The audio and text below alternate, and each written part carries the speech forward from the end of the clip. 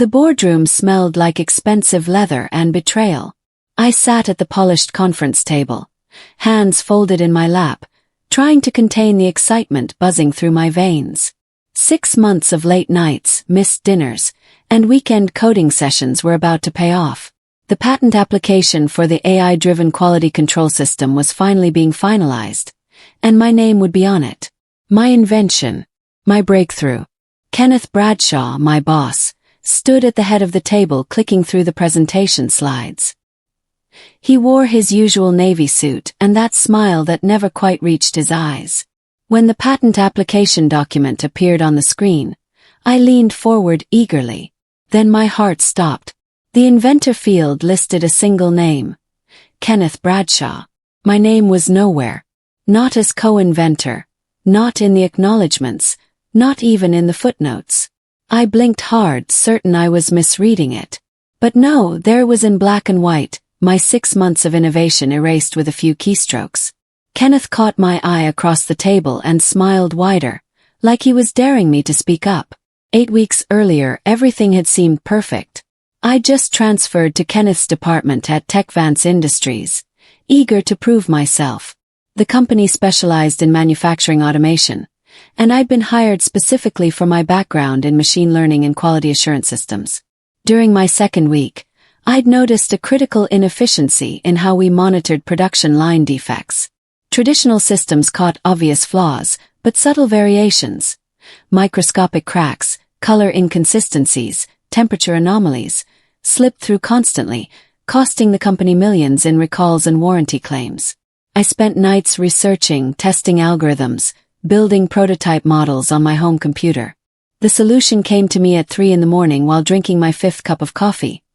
A neural network that could learn from historical defect patterns and predict failures before they occurred. Kenneth had seemed enthusiastic when I first mentioned it during our weekly check-in. "Interesting concept, Clara," he'd said, leaning back in his chair. "Keep developing it." What I didn't notice then was how carefully he was taking notes. 2 days after that boardroom meeting, I requested a copy of the patent draft through official channels. My hands trembled as I opened the PDF file on my laptop. Every technical specification, every algorithm description, every innovative feature, it was all there. My work, documented in excruciating detail. The neural network architecture I'd designed. The training methodology I'd developed. Even the specific edge cases I'd identified and solved. But every instance of "I developed" had been changed to "we developed."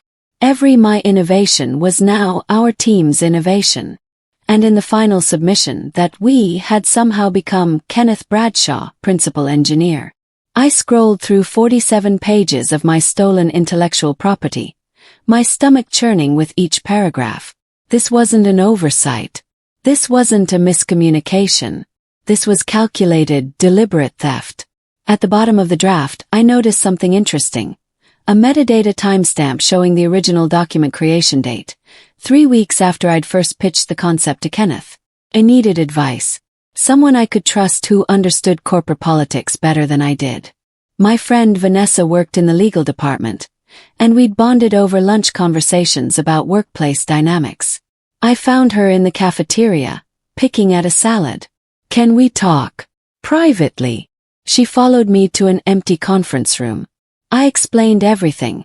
The stolen patent, the erased credit, the systematic way Kenneth had documented my work as his own. Vanessa's expression grew more troubled with each detail. When I finished, she set down her fork carefully. "Clara, I need you to listen to me very carefully. Do not push this." I stared at her. "What?" "Kenneth has been here 12 years. He's tight with the executive team. You've been here 2 months. She lowered her voice. "If you accuse him publicly and it doesn't stick, your career here is finished. They'll make your life hell until you quit." The warning felt like ice water down my spine. That night I couldn't sleep. I lay in bed staring at the ceiling, Vanessa's words echoing in my mind. But something else echoed louder, my mother's voice from years ago. "Never let anyone make you smaller than you are." 2 a.m. I got up and opened my laptop. If I was going to fight this, I needed documentation. Real, irrefutable, time-stamped evidence that would stand up to scrutiny. I started with my emails. Every message I'd sent Kenneth about the project. Every technical specification I drafted. Every progress update I documented. I created a folder and began copying files systematically. Then I accessed my personal GitHub repository where I'd stored early code experiments. Every commit was time-stamped. Every innovation was dated. The entire evolution of my idea was preserved in digital amber, weeks before Kenneth had even known it existed. I worked until dawn, building a timeline so detailed that even the most skeptical executive couldn't dispute it. The following Monday, a senior engineer named Victoria Chen stopped by my desk. She was in her 50s, had been with TechVance since its founding, and had a reputation for being brilliantly competent and politically savvy. "Clara," she said quietly, "got a minute?" We walked to the break room. Victoria poured 2 cups of coffee and handed me one. "I've been watching Kenneth operate for years," she said without preamble. "He's done this before, taken credit for other people's work. Usually with junior engineers who don't know how to fight back." My hands tightened around the warm cup. "How do I fight back?" "Compliance procedures," Victoria said. "TechVance has a formal intellectual property dispute process. It's buried in the Employee Handbook, Section 17. If you file a complaint through the right channels with solid documentation, they have to investigate."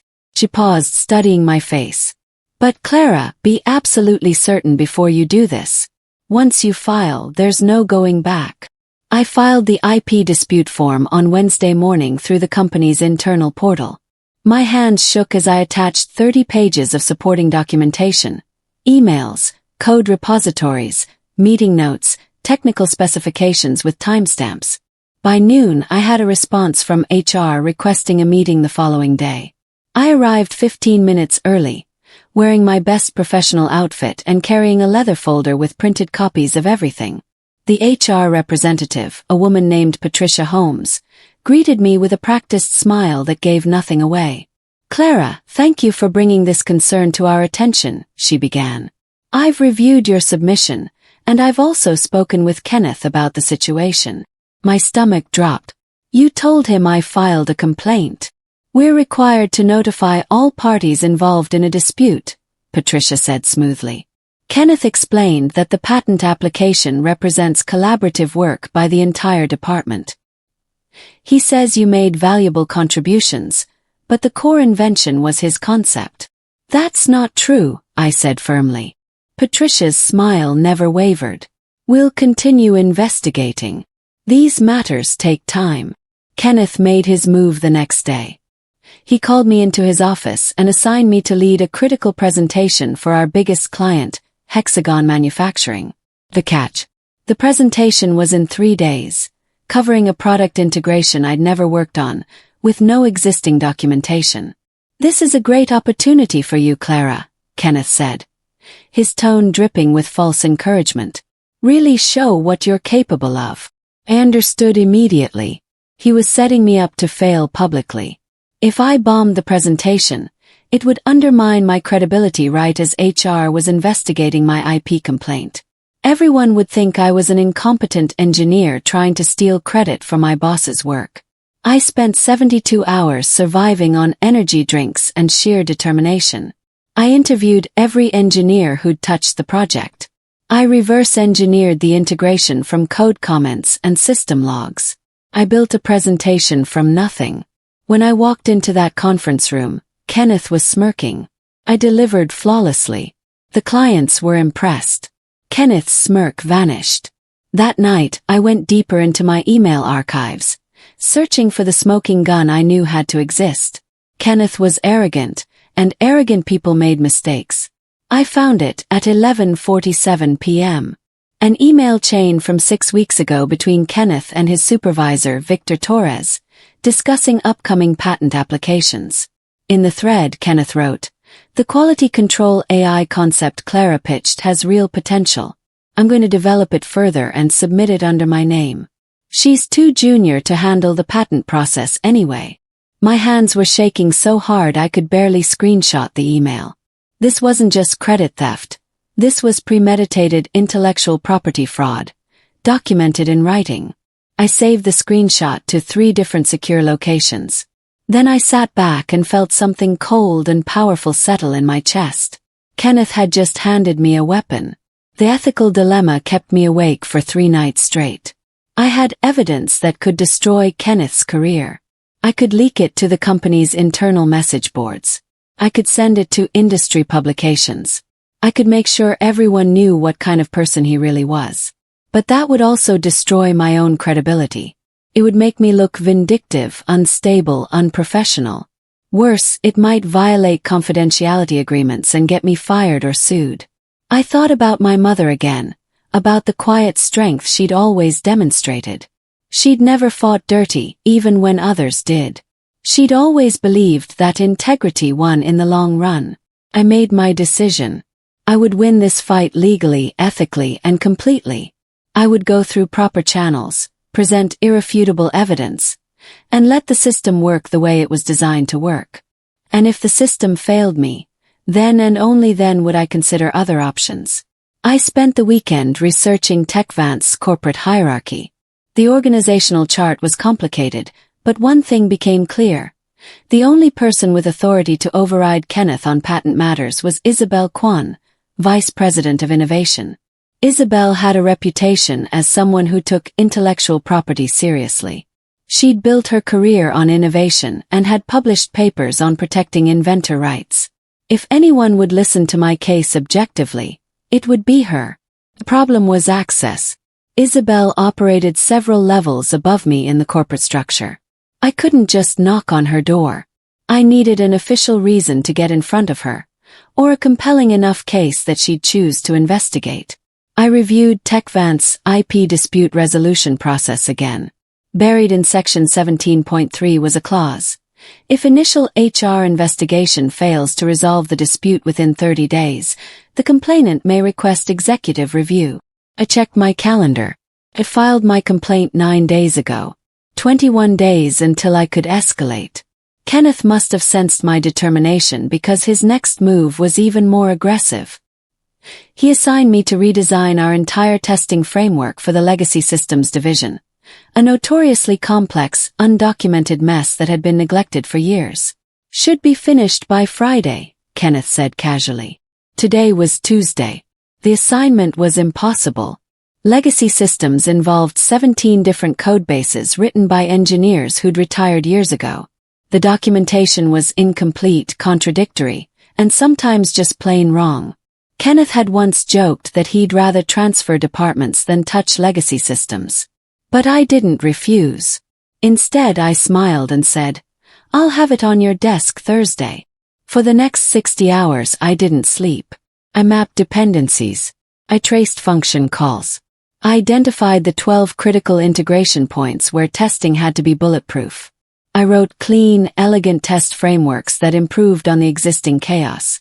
I delivered Thursday afternoon. Kenneth read my report with an expression like he'd swallowed something bitter. The documentation I created became evidence of my technical brilliance. I made a mistake trusting Marcus Webb. He was a fellow engineer who'd always been friendly, and when he asked how my IP dispute was progressing, I let my guard down. "I've got some really strong evidence," I told him over coffee. Email proof that Kenneth deliberately planned to steal my concept. Marcus nodded sympathetically. "That's rough. You should definitely keep pushing forward." 2 days later, I arrived at my desk to find my latest project specifications had been accidentally deleted from the shared drive. When I checked the access logs, Marcus had been the last person to open the files, right before they disappeared. Kenneth had gotten to him, either through intimidation or favors. He'd turned Marcus into a spy and saboteur. I restored the files from my personal backup, because of course I had backups, but the message was clear. Kenneth knew I was still fighting and he was willing to play dirty. I made a new rule: trust no one. Fight alone. My breakthrough came from an unexpected source. While organizing my evidence files, I found a presentation deck Kenneth had submitted for a department meeting 4 months ago, before I'd even been hired. The presentation outlined his vision for the department's future projects. I read through it carefully, looking for any mention of AI-driven quality control systems. Nothing. Not one word. Then I found my own interview presentation from when I'd applied to TechVance. Required as part of the hiring process, I'd prepared a slide deck showcasing my skills and ideas. On slide 12, I'd included a concept sketch labeled Predictive Quality AI, using neural networks to prevent manufacturing defects. The timestamp was undeniable. My idea existed in documented form before I'd even been hired, and definitely before Kenneth had ever mentioned it. I had proof of independent invention. Proof that predated Kenneth's involvement by months. I printed both presentations and added them to my evidence folder. Patricia from HR called me in for a follow-up meeting on day 23 of my complaint. I'd been expecting a resolution. Instead, I got a warning. "Clara, Kenneth has expressed concerns about your recent attitude and performance," Patricia said, her voice carefully neutral. "He feels you've been confrontational and difficult to work with." It was retaliation, thinly disguised as legitimate performance feedback. I'd expected this, but it still stung. "I see," I said calmly. "Will these concerns be documented in my file?" "Not yet. This is just a verbal warning to help you course correct." As I left HR, Victoria caught my eye in the hallway. She tilted her head toward the stairwell. Followed. "Isabel Kwan is reviewing your case," Victoria whispered. "Patricia doesn't know I know, but Isabel requested all documentation yesterday. She's taking this seriously." Hope flared in my chest. "How long until she makes a decision?" "No idea. But Clara, you're getting through to someone who matters." On day 29, I received a calendar invitation that made my heart race. IP discussion, confidential, with Isabel Kwan, scheduled for the following Tuesday at 2 p.m. I had 6 days to prepare the presentation of my life. Every piece of evidence needed to be organized, clear, and irrefutable. Every timeline needed to be perfect. Every argument needed to be professional and fact-based. I created a 20-page dossier with sections clearly labeled: original concept, development timeline, technical contributions, contradictory claims, and supporting documentation. I practiced my presentation until I could deliver it calmly and confidently, even while my nerves screamed. Kenneth remained oblivious. He'd assumed HR had buried my complaint like they'd probably buried similar complaints before. He'd even started talking openly about his upcoming patent award at a company celebration. His arrogance would be his downfall. Then something unexpected happened. TechVance published its monthly internal newsletter, and buried on page 4 was a small article. Innovative AI solution reduces defect rates by 40%. The article described my quality control system in detail. And while it credited the engineering team generally, one sentence stood out. The original concept was proposed by engineer Clara Mendez during her first month at TechVance. In print. Officially acknowledging my contribution. Kenneth saw it within an hour. I watched his face turn red as he read the article at his desk. He immediately called someone, probably Patricia or his supervisor, and had an intense whispered conversation. But the damage was done. People were reading that newsletter. Engineers were stopping by my desk to congratulate me. The whispers had started, and once whispers started in a company, they spread like wildfire. Kenneth's control over the narrative was slipping. I spent the weekend before my meeting with Isabel preparing one final document, a comprehensive dossier that told the complete story. It started with my interview presentation showing my original concept. It moved through my hiring date and first conversations with Kenneth about the idea. It documented every email, every technical specification, every piece of code I'd written. It included Kenneth's incriminating email about taking credit. It ended with the newsletter article that had publicly acknowledged my contribution. The dossier was 43 pages long. Every page was carefully sourced. Every claim was backed by evidence. Every timeline was verified with timestamps. I printed 3 copies on heavy professional paper and placed them in presentation folders. One for Isabel, one for me, one as backup. On Monday night I barely slept. I kept rehearsing what I would say, how I would stay calm, how I would present facts without emotion. Tuesday morning arrived cold and bright. I wore my navy suit, the one that made me feel confident and professional. I arrived at Isabel's office 10 minutes early. Isabel Kwan's office was smaller than I'd expected but immaculately organized. She was in her mid-40s, with sharp eyes that missed nothing and a reputation for making decisions quickly once she had all the facts. "Clara, sit down," she said, gesturing to a chair across from her desk. "I've reviewed the documentation you submitted through HR. I have some questions." For the next hour I walked her through everything. I showed her my original concept sketch from before I was hired. I showed her the timeline of my development work. I showed her Kenneth's email admitting his plan to take credit. I showed her the metadata timestamps proving when each document was created. Isabel listened without interrupting. She took notes. She asked clarifying questions that showed she understood not just the corporate politics but the technical details of my invention. When I finished, she leaned back in her chair and studied me for a long moment. "Do you have any concerns about retaliation if we proceed with this investigation?" she asked. "Retaliation is already happening," I replied calmly. "The question is whether that retaliation will work." Isabel smiled slightly. "Thank you for your thoroughness, Clara. I'll be in touch." 3 days later, Isabel called me back to her office. This time her expression was grim. "Clara, I've completed my investigation," she said. "Your evidence is compelling and frankly damning. Kenneth's email alone constitutes a clear violation of our intellectual property policies." Relief flooded through me, so powerful I felt dizzy. "But there's more," Isabel continued. "During my investigation, I discovered Kenneth submitted a similar patent application to another company 18 months ago, for a concept he claimed to have developed while employed here. That violates his employment contract and our IP ownership clauses." My eyes widened. Kenneth hadn't just stolen from me. He'd been stealing from TechVance itself. "What happens now?" I asked. "Now I take this to the executive board. Kenneth's behavior represents a pattern of IP theft that poses significant legal risk to this company." Isabel's expression was steel. "He's not going to walk away from this. Kenneth must have sensed the walls closing in because he made one desperate final play." On Friday morning I was called into an emergency meeting with Victor Torres, Kenneth's supervisor.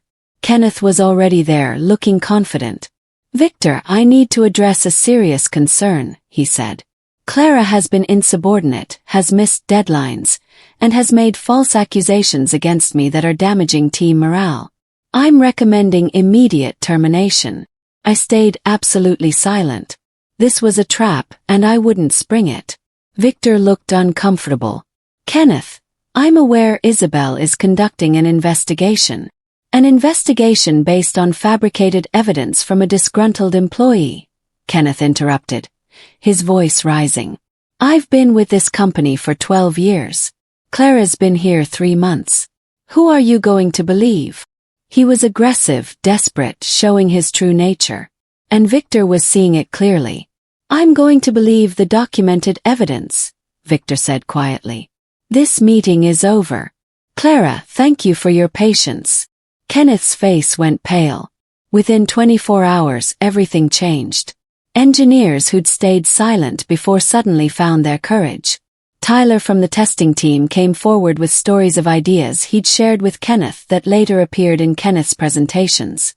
Priya from development admitted Kenneth had taken credit for her algorithm optimization. Even Marcus, guilt-ridden over his betrayal, confessed that Kenneth had pressured him to sabotage my work. The floodgates had opened. Kenneth's 12-year pattern of stealing credit was finally exposed to daylight, and it was uglier than anyone had imagined. Isabel collected every testimony, every piece of evidence. What had started as my individual complaint had become a comprehensive investigation into systematic intellectual property theft. Kenneth tried to maintain his composure, but I watched him deteriorate.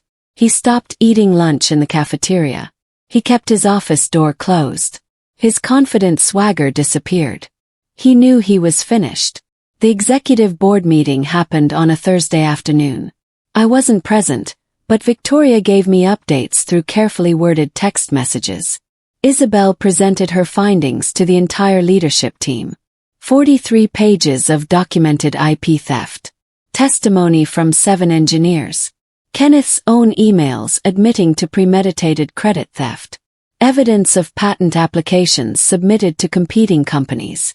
The board deliberated for 6 hours. At 7 p.m., Victor Torres sent a company-wide email announcing that Kenneth Bradshaw had been removed from all patent oversight responsibilities pending a comprehensive review of his employment history. The email was carefully worded to avoid legal liability, but everyone understood what it meant. Kenneth's career at Techvance was over. At 7:15 p.m., I received a personal email from Isabel. "Clara, please come to my office tomorrow at 10 a.m. We have some paperwork to finalize." I slept peacefully for the first time in 2 months. The next morning, Isabel handed me a revised patent application. In the inventor field, my name stood alone. Clara Mendez, principal inventor. "The patent office requires us to submit a correction with evidence supporting the change," Isabel explained. "Your documentation makes that straightforward." But there was more. Techvance would like to offer you a promotion to senior AI engineer, with a corresponding salary increase and a seat on the Innovation Review Board. You've demonstrated not only technical brilliance but integrity under pressure. Those are exactly the qualities we need in leadership. I signed the paperwork, my hand steady. That afternoon, a company-wide announcement went out celebrating the patent filing for my AI-driven quality control system. My name was prominently featured. Congratulations flooded my inbox from colleagues across the company. Kenneth sent nothing. He'd already cleaned out his desk. 2 weeks later, Kenneth approached me in the parking lot. He looked older, defeated, like someone who'd finally understood the consequences of his choices. "Clara," he said quietly, "I'm working as a consultant now. There's a project I could use your expertise on. I was hoping." He trailed off, seeing my expression. I thought about everything he'd put me through. The stolen credit, the sabotage, the retaliation. I thought about the other engineers he'd exploited over 12 years. I thought about the career he'd tried to destroy before it even started. "No," I said simply. "Good luck, Kenneth." I walked to my car, started the engine, and drove away. In my rearview mirror, I saw him standing alone in the parking lot, finally facing his own incompetence without anyone else's work to hide behind. 3 months later, my patent was officially granted. The quality control system rolled out across all Techvance facilities, reducing defect rates by 47% and saving the company millions. My career was flourishing. My integrity was intact.